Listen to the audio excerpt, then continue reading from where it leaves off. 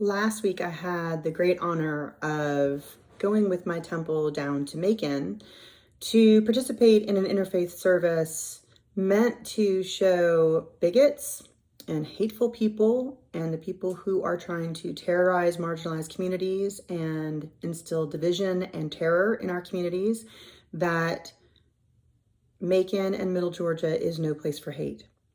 And it was a really profound experience because as a queer bisexual Jewish woman, there have been a lot of moments where I have seen rights that I take for granted being pulled away. I have seen members in other marginalized communities become the targets of hate and fear and lies and the most awful rhetoric and prejudices and bigotry. And it feels like my heart and my hope for humanity and my belief in the best impulses of Americans has really taken a beating.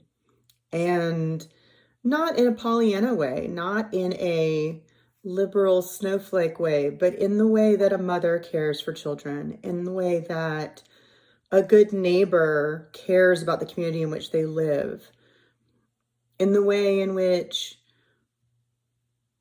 a human being respects the ways in which we're all connected, even though we can't see it, we may not feel it, but knows that what happens to one of us happens to all of us eventually.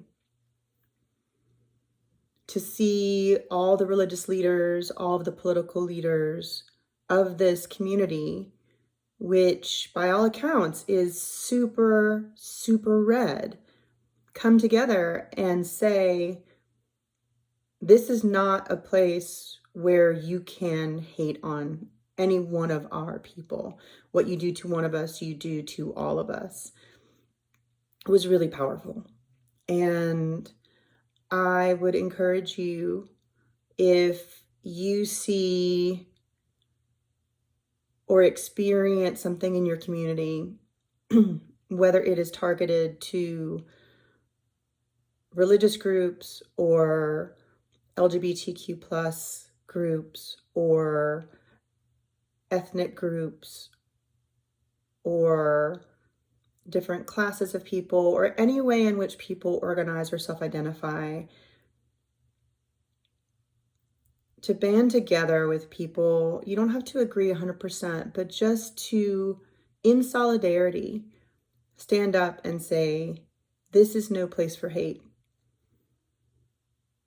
is incredibly powerful. And it sends a message that it's not acceptable to kind of roll up into someone's community and just drop off pamphlets or hang a figure in effigy. That's not free speech. That is just being a dick. And we don't need these dicks to run rampant in our community and feel like they can own stuff. So your challenge is to see past what keeps you apart or separate. Don't dwell in the differences.